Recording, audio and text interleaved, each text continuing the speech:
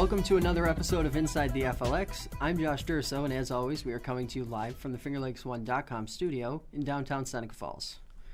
We have an exciting show today as Newark Mayor Jonathan Taylor will be joining us later in the show to talk about his village and their efforts to enhance it. First, though, we're going to take a look back at an interview with Macedon Mayor Marie Kramer, who sat down with us on Tuesday to talk about the proposed dissolution and much more in an exclusive interview with FingerLakes1.com. Here's part of that interview now. With Marie Kramer, Mayor of Macedon. Thank you for sitting down with me and talking to me today. A few questions we have for the people of Macedon to sort of think about here.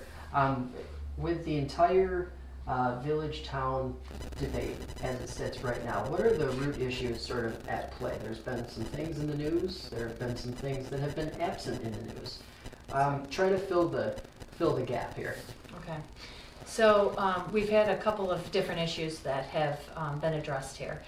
One is we just had the abolishment of our fire department, which a couple of years ago, the people came out twice at a public hearing, town public hearing, and told the town board that they did not see a need for another fire department. The town board went against the will of the people and established a new fire department. Now the new fire department took over the south side of Macedon, of the canal.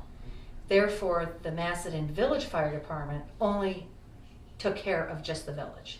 Well, how can any municipality or any business justify to keep a fire department that took over, that used to help the whole township, and only now is able to serve the village? So we had to abolish that. The next thing was the sewer department. So what had happened is that in 2013, well, it started 2012, the town came to us and said that the municipal agreement was going to be done with in December. So according to the agreement, it said that once it was done, that any of the bond and everything would be done with it. Okay. Mm-hmm. So the town decided to bring on a lawsuit. During that time period, we questioned, why are you doing this? Because it makes no sense. The intermunicipal agreement clearly states that, you should not, that once the agreement's done, it's all done, okay? Their thing is they claimed that there was some ownership, okay? But even after that 20 years of that agreement, once that was done, the ownership went away, if that was the intent. When I spoke to the people that were part of that are still alive, they stated that that was not the intent of that when they signed it. There was no ownership, it all was up to the village. So under deposition, the supervisor at the time, in 2012 to 2015, had stated that it was his interpretation. It was nobody had told him anything differently, so that's why they were going to sue. The town attorney had stated at a board meeting, at the town board meeting, that it didn't look good for them, but he would look into it. So it looked like at the time that for the village, everything was in place, that there shouldn't be any litigation. So the village decided to sit down and talk, but during that time period, the town decided to put in court papers. So anytime anybody puts in any legal papers, notice of claims or anything, you have to act on it to be able to protect yourself in that. In hindsight, when we look at it all, even from the past, the town has wanted the dissolution of the village. Okay, it was important that they removed every service that they possibly could. So therefore, there was no reason to keep a village. So even though the town says that they didn't really want to dissolve the village, all their actions say something different. Okay, so that's where we are right now. So we've spent a lot of money of trying to protect any assets and the services that we did have that are factually cost efficient to all the taxpayers in the town and the village. Whether it came from the police department, whether it was the fire department, whether it was the sewer department, because people have to remember when we have our sewer department, we also have our water department. So there's a lot of things like equipment that you would purchase for one that you could use for another department. So you're you're utilizing stuff. And now I think what's going to happen is that people are going to find out that the costs are going to increase significantly. It already has with the growth in the town. Now we have growth in the police department. We were for many years able to serve the area with less police department, but now you have the unions, you have their pension, they have higher wages. Where did it really save in the long run? So I think that people are going to be finding out that in the long. Okay, so one of the other, I guess, right in the middle of this is a monetary issue, I'll say, between the town and the village. There is money owed to the village that has not been paid or is not being paid from the town or vice versa.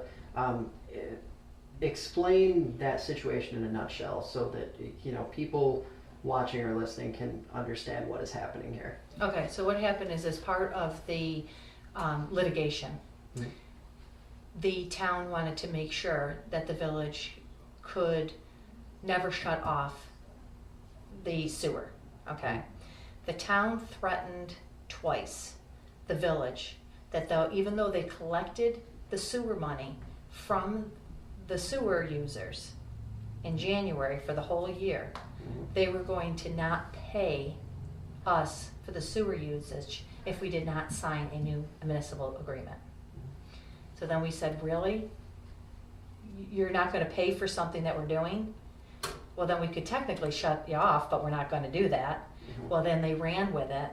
Then the Wayne County judge put an injunction that the village had to, or the town had to pay for the sewer usage.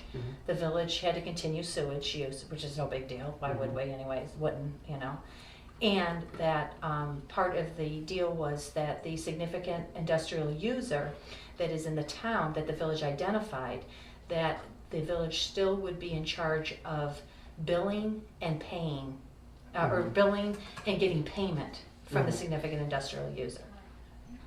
So now what's happened is the town has passed a sewer use ordinance in, I think it was February or March of 2015, and then they told us that we are not allowed to have any contact with their significant industrial user, that they were going to now take over payments and take care of the sampling, and then the significant industrial user's lawyer said the same thing, basically stay away. We're like, okay, well, you're going against the judge's orders. And the advice of our lawyer, he said, look at the bigger picture, let's, get rid of this lawsuit and then we'll deal with that. In the meantime, we have not gotten any, I've sent letters to the town, we have not received any money from the significant industrial user. So as today, we are at $107,000 in debt from the sewer budget. So the sewer budget has been affected. That pays not only for the employees' salaries, but the operation and maintenance of the plant. So they're withholding the money, which they really legally don't have the right to do. So what are the implications for if someone's in the village of Macedon right now? How is this going to manifest itself for them in the next year, 2 years, whatever the case may be? Is there going to be a hike in taxes, or how is this? How does the deficit get closed, I guess, is what the question everyone will probably ask after hearing that. Right. So what's going to happen is all the sewer users are subsidizing for the significant industrial user. Okay. There's a lot of wear and tear on the plant. So what's going to happen is now we have a deficit in our budget. Who is going to make sure to balance that? Well, it's going to be the sewer users. So now we're going to have to do an increase. So the sewer users of residential and commercial that have been abiding by the sewer use law they are now going to have to basically pay for the significant industrial users that have not paid. Okay. So, is there going to be I guess, is there a call to action? Like, what can the village residents who are concerned about this, or even town residents who are concerned about this, because I'm sure there are a few out there who are concerned that this entity, even if becomes all town, an all-encompassing town, these will be problems that the burden will be passed along. What is the call to action for them, or what can they do? The only thing that they can do that I know of is that they need to call the town and say, I don't want to hear any excuses. You need to get the money over to the village to be able to have them balance their sewer budget. But it's like anything else. I've gotten the message out to people. I think what happens is that our life is just so busy that until it affects their pocket, nothing is going to be done, and by that time it's too late. That's what the saddest thing is. So what is your, I guess at this point, what is your message to the village residents, to the town residents? What is your message to everyone who's either watching this or listening to this, or who's just been following this story along sporadically between meetings and what little has been printed? What is your message to them? My message to them is that I'm sorry for what possibly is going to happen to you. I worked my hardest to do the right thing. Our village, we had enough stakeholder people in to talk about it, to say, look, this is going to be a problem. What are you going to do with it? And nothing was done. So unfortunately, because nothing was done, this is the only cause of action. But I am sorry that I was not able to have more influence to be able to make sure that it did not affect everyone in your pockets. That's what the saddest. Welcome back to Inside the FLX. As an update to that story, last night at the village board meeting, the Village of Macedon did pass a resolution to actually vote on dissolution on March 15th in the general election. If you live in Wayne County, this is definitely a space to watch in the coming months, as there are a lot of moving parts and there's a lot of uncertainty on this issue. Switching gears, though, Newark Mayor Jonathan Taylor is here to talk about some of the things currently being worked on in his city to address some of the concerns residents have had, as well as just things to make life better in Newark. Jonathan, thank you so much for being here. Thank you, Josh. Thank you for having me here today. So we've gone back and forth now for a while about the different things that you guys are working on up there, and a few of the things that really stuck out to me were some of the things you're actually doing with the business community. A number of businesses are expanding, remodeling, and things like that. Talk to us about Absolutely. that. Well, there's a lot of exciting things happening in the Village of Newark right now. On our west end, where the Wegmans Plaza is, that area, Burger King just went through and had some renovations. McDonald's has a plan, hopefully, to tear down their current restaurant, build a new restaurant, reposition it, new parking lot, better traffic flow. Other businesses, we know Sunoco has purchased the old Perkins restaurant that has sat idle for a number of years, and potentially for them to have plans for some type of new store there, we think. Also, Community Health just had their grand opening of their renovated facility in Cannery Row in April. In September, we heard that they're actually considering expanding more now already there. Also in Cannery Row, Lincare is looking to expand their facility, and Brownstone Physical Therapy, is actually going to double their space and add a therapy pool. So there's a lot happening over there. And in addition to that, in the Wegmans Plaza, FF Thompson has opened an urgent care. So we feel very fortunate in Newark. We've kind of become a hub for healthcare, and that's just part of it. Our hospital just went through a renovation of its ER. They're looking at a new front entrance proposal.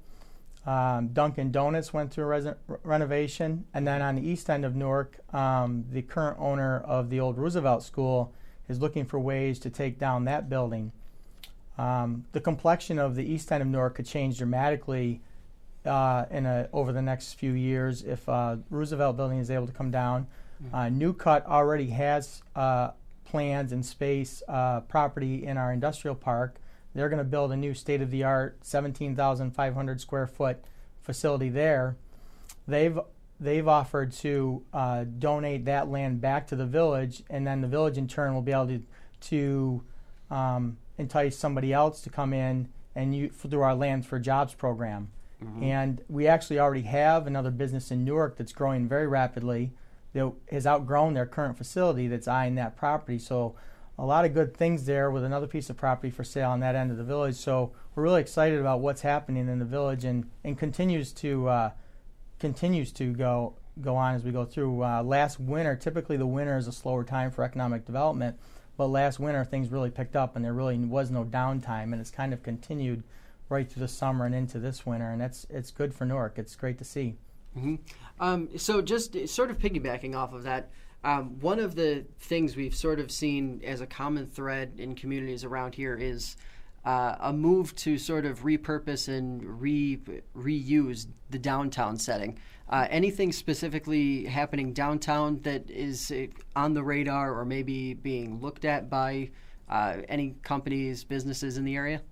Yeah, there's actually right now we're working with 3 businesses that are in the concept development stage. They're going to utilize the canal and that area.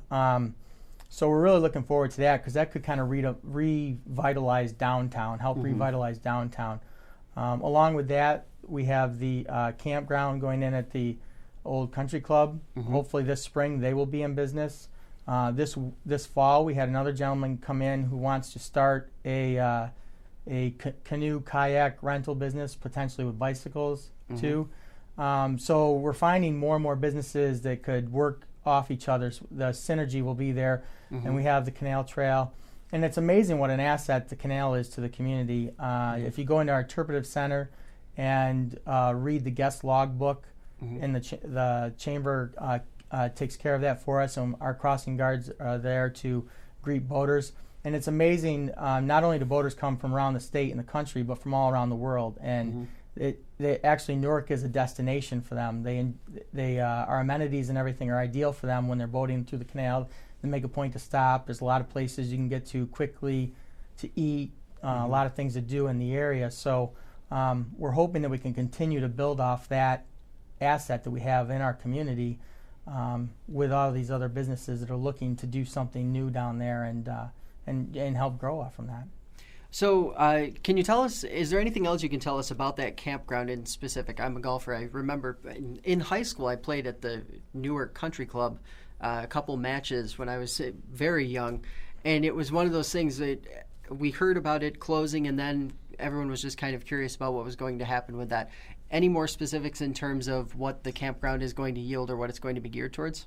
Well, I think that I know that they have several sites ready to go. They're trying to get everything up to code. They want to make sure they have the blessing of the Department of Health and everything else. Oh yeah. I believe he's looking at 20 to 30 campsites to start, and hopefully families will want to come there from other areas to get away for a new scenery. And he has a lot of different ideas to add to the campground. So there'll be activities once you get there, and I hope that some more people will look at that and think, well, there's something I could build off from that, like the canoe, kayak, and bicycle rental.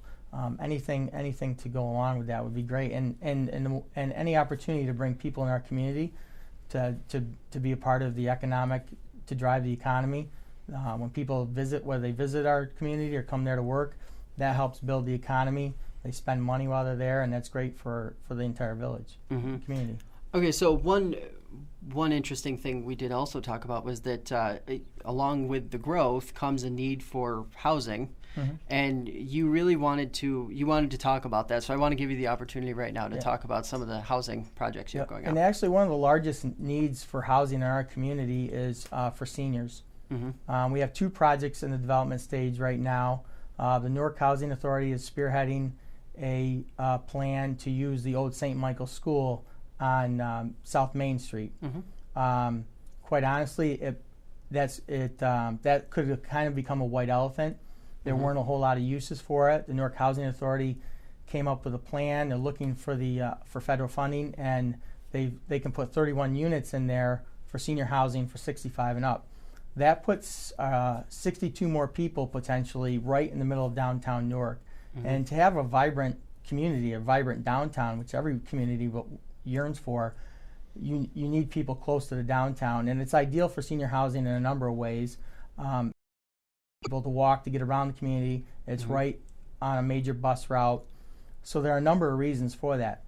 And what we found a lot in Newark is that people reach that age bracket where they're looking for that type of housing, and we don't have it, so they go to Canandaigua, Victor, Farmington. Now, with this project and with a private project in South Winds Landing, we're going to hopefully have 2 such facilities in Newark, so hopefully those people will stay in Newark and our community will continue to grow.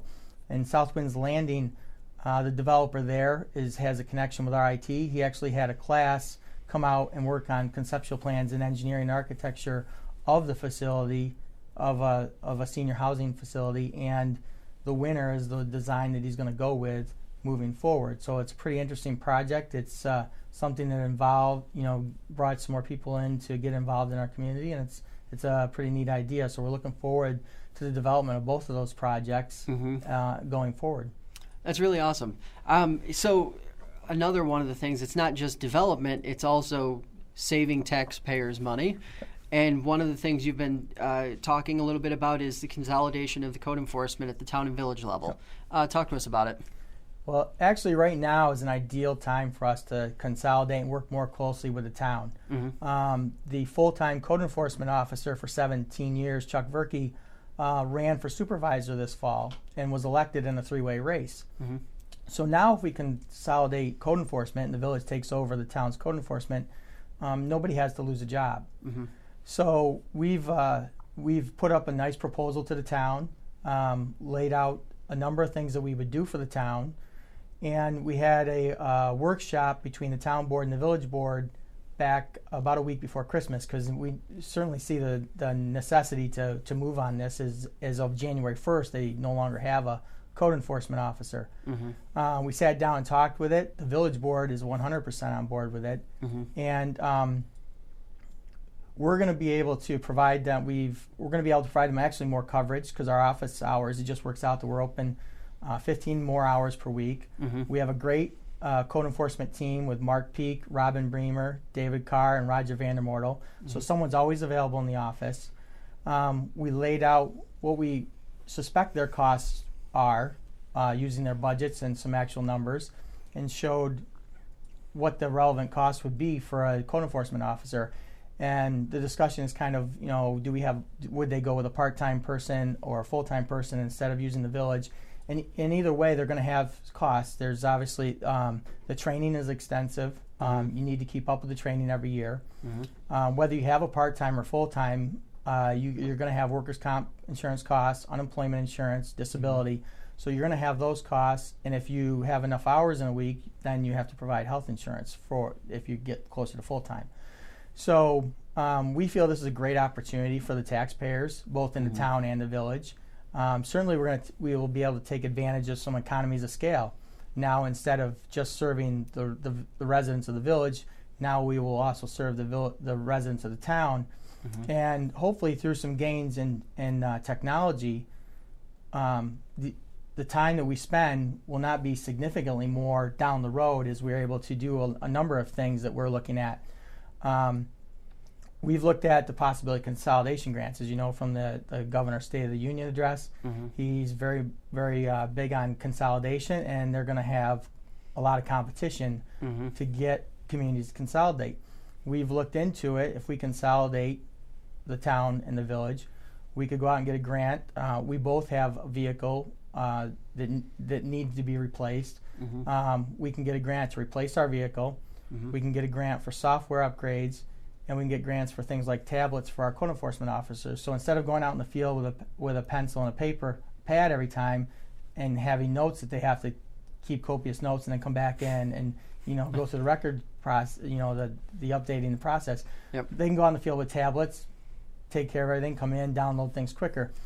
To expand on that, besides the grants to consolidate, we could look at records management grants. We already have a geographical information system in place. We only use it for our cemetery at this time. Mm-hmm. We'd like to expand that and add layers to that so that our code enforcement officers could use it.